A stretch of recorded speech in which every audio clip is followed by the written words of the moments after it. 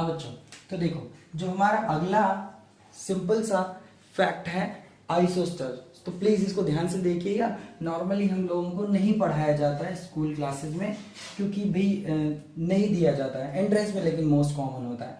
तो मॉलिक्यूल्स और आयंस, ऐसे स्पीसीज, ऐसे मॉलिक्यूल्स और आयंस जिनमें भी same number of atoms, atoms की संख्या सेम, टोटल काउंटिंग जो एटम की है वो सेम हो, साथ ही साथ वैलेंस इलेक्ट्रॉन्स का भी टोटल नंबर सेम हो। वैलेंस इलेक्ट्रॉन जो आउटर मोस्ट लेयर में लाई करते हैं, आउटर मोस्ट शेल में लाई करते हैं।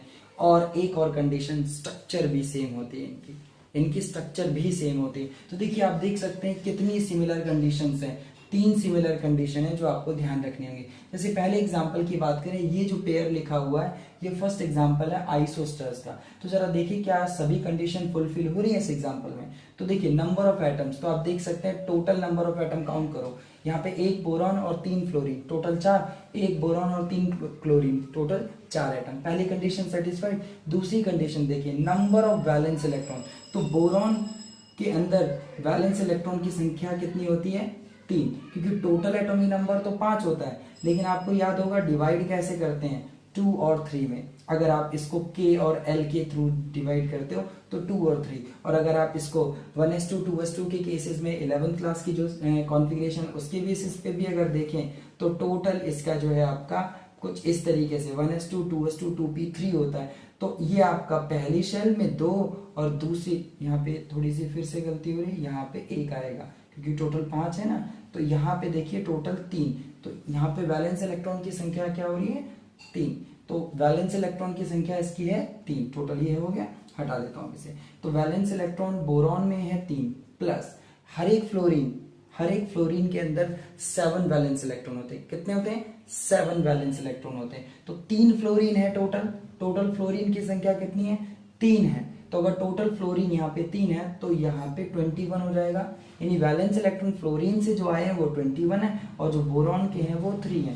तो इस हिसाब से ये आपका कितना हो जाता है? 24। वैलेंस इलेक्ट्रॉन जो है वो 24 है। तो आप टोटल वैलेंस इलेक्ट्रॉन की संख्या चेक कर लें।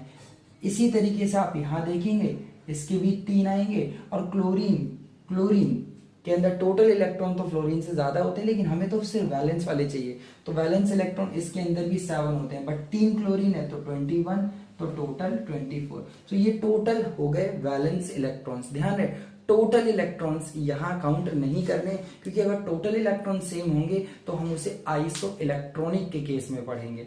आइसो इलेक्ट्रॉनिक, अभी हमें सिर्फ वैलेंस इलेक्ट्रॉन आउटर मोस्ट चाहिए। साथ ही साथ आप किसी भी दूसरे एग्जाम्पल को चेक कर लीजिए, तो इस एग्जाम्पल को ले लेते हैं, लेकिन इससे पहले एक और चीज बताएं।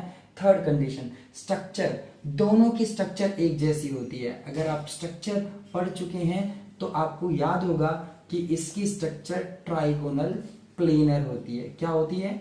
Trigonal planar, same structure. In similar way BCl3 में भी यही केस बनेगा आपका, बोरॉन सेंटर में और यहाँ पे 3 क्लोरीन, और सेम ज्योमेट्री का नाम होगा ट्राइगोनल प्लेनर। तो सभी के जो पेयर है ना, यहाँ पे जो भी मैंने पेयर लिखे हुए हैं, सबका पैटर्न जो है स्ट्रक्चर में भी क्या होगा? बिल्कुल एक जैसा होगा, तभी हम उसे आइसोस्टर में काउंट करेंगे। इस एग्जाम्पल को और देखते हैं कि इस एग्जाम्पल में किस तरीके से तीनों कंडीशन सेटिस्फाइड हैं या नहीं।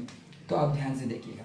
इस एग्जाम्पल में सबसे पहले पहली कंडीशन देखो, नंबर ऑफ एटम्स, तो 1 आयोडीन 4 क्लोरीन, टोटल 5, 1 ज़ेनॉन और 4 फ्लोरीन, टोटल 5 हो गए। बिल्कुल ठीक। नंबर ऑफ वैलेंस इलेक्ट्रॉन, तो आयोडीन आपका हैलोजन होता है, 7 वैलेंस इलेक्ट्रॉन, इस पे कितने हो गए? 7। और क्लोरीन में अभी भी आपने देखा वो भी एक हैलोजन है, उसके अंदर भी 7 इलेक्ट्रॉन होते हैं। तो लेकिन आपके 4 क्लोरीन है यहाँ पे, तो भाई 7 4 टाइम्स करना पड़ेगा, तो वो आपका 28 हो जाएगा। तो इस हिसाब से जब आप टोटल करेंगे वैलेंस इलेक्ट्रॉन तो वो आपके कितने होंगे? 35। यहाँ पे बिल्कुल इसी तरीके से इस केस में देखते हैं, ज़ेनॉन आपका जो होता है ज़ेनॉन, लेकिन यहाँ पे एक और चीज आपको ध्यान देनी पड़ेगी, जो आयोडीन है उसने 7 लिखे हुए हैं और जो इसके हैं क्लोरीन के वो 28 है, लेकिन ये जो आगे यहाँ पे आपका माइनस लगा हुआ है, ये इलेक्ट्रॉन भी सेंट्रल एटम ने लिया हुआ है, इसने गेन किया है। एक्चुअल में इसके पास 7 होते हैं, लेकिन किसी से उधार लिया हुआ है या किसी से गेन किया हुआ है इसने। तो आपको क्या करना होगा, ये जो 7 था इसका 8 करना होगा, यानी टोटल मैं इसमें 36 इलेक्ट्रॉन काउंट करूंगा। ये वाला नहीं भूलना है जो माइनस लगा, क्योंकि नेगेटिवली चार्ज स्पीसीज है तो सेंट्रल एटम ने 1 इलेक्ट्रॉन लिया हुआ, यानी 7 की बजाय हम 8 भी लिख सकते हैं, या बाद में मैंने इसको ऐड कर दिया। यहाँ पे अगर आप देखें तो जेनॉन एक नोबल गैस है, और नोबल गैस में जो आपके वैलेंस इलेक्ट्रॉन होते हैं वो 8 होते हैं। कितने होते हैं? 8। और बिल्कुल इसी तरीके से जैसे आपने क्लोरीन के काउंट किए ना, तो फ्लोरीन के भी एक में 7 होंगे, तो 4 में इसके 28, तो ये भी आपका टोटल 36 बैठेगा। तो इस एग्जांपल में आप बस ये 1 का फंडामेंटल पार्ट जरूर देखें, यहाँ पे जो माइनस चार्ज लगा है उसके बेसिस पे, ठीक। तो इस तरीके से सभी पैटर्न बिल्कुल इन कंडीशंस को फॉलो करें, सभी एग्जांपल इस कंडीशन को फॉलो कर रहे हैं। ज्योमेट्री की बात करें तो भाई आप जब ज्योमेट्री सीख लेंगे, अगर आप सीख चुके हैं तो उसमें कुछ आप देखेंगे स्क्वायर प्लेनर, इसकी ज्योमेट्री जो होती है वो स्क्वायर प्लेनर बताई जाती है। एक स्क्वायर ऐसे बनता है और उसके चारों कोने पर क्लोरीन होता है, स्क्वायर प्लेनर। और इसकी भी बिल्कुल बहुत इसी तरीके से स्क्वायर प्लेनर होगी, जहां पे सेंटर पे जेनॉन लेना है, सेंटर पे जेनॉन लेना है और चारों कॉर्नर पे आपको फ्लोरीन लेना है। तो दोनों की ज्योमेट्री का नाम क्या होगा? Square planar. तो ये वाली बात बहुत अच्छे से आपने रिकॉर्ड कर ली होगी कि आइसोस्टर्स की डेफिनेशन आपको 3 पार्ट पे देने, मतलब वैलेंस इलेक्ट्रॉन सेम बताने, नंबर ऑफ एटम सेम बताने और स्ट्रक्चर सेम बताने।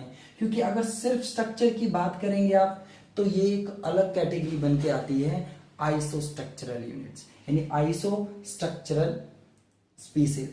और अगर आप सेम मतलब वैलेंस की बजाय टोटल इलेक्ट्रॉन काउंट करते हो और 2 स्पीसीज में टोटल इलेक्ट्रॉन सेम आ जाते हैं, तो वो अगले पार्ट में हम पढ़ने वाले हैं आइसो इलेक्ट्रॉनिक। तो ये तीनों कंडीशन साइमल्टेनियसली 1, 2 और 3 तीनों कंडीशंस आपको जो है आइसोस्टर्स के लिए देखनी होंगी। साथ ही साथ अब यहाँ पे सिमिलरिटीज तो आपने देख ली, 3 सिमिलरिटीज हैं। डिफरेंसेस की अगर बात करें तो भाई डिफरेंसेस आप देख सकते हैं क्या क्या हो सकते हैं।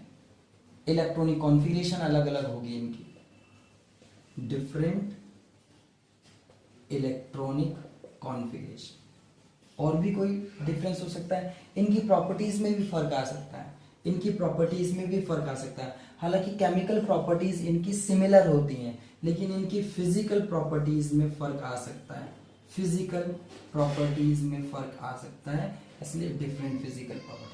तो आइसोस्टर का बहुत कॉमन पार्ट है, जल्दी से इसे नोट करें फिर आगे बढ़ते हैं।